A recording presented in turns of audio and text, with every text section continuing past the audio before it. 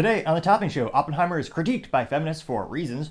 Jason Aldean's music video bends the knee with self-censorship. Disney's Marvel may delay Ms. Marvel yet again. Trump is attempting to win the endorsement of United Auto Workers. It probably won't work. Mitch McConnell freezes on live TV. Boeing Stock skyrockets up into the air. You can now use your fingerprint to buy booze.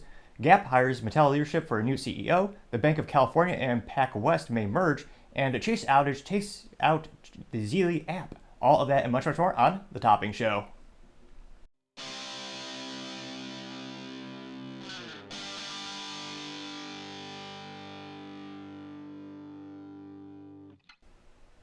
Thank you everyone for taking the time to tune in today. Today's episode of Topping Show is sponsored by Topping Technologies. Topping Technologies is an IT value-added reseller and services company with a special proficiency in IT security. Heck, see their founder release twice a day. Gotta say he's quite handsome and brilliant. He's me, that's a joke. If you're an IT leader or a business owner, you can reach the team at sales@toppingtechnologies.com. Now, going on to the business part of the podcast, you have Boeing. Their stock is flying up. Now, it seems to be that their production issues have finally been hammered out after multiple delays this year, partially due to their own internal issues, as well as issues with their subcontractors and their supply chain. And it looks like the output of their 737 is up 23% compared to the same time period last year.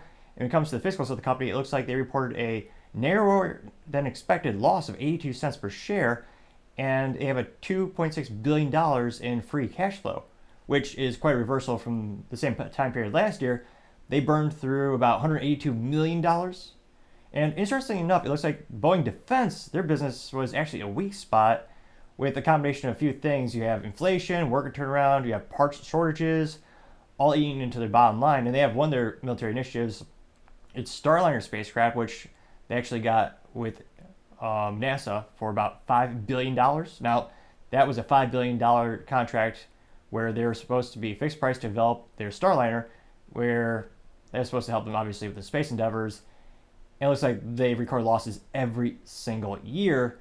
With this year, it looks like they've notched about $1.5 billion in cost overruns.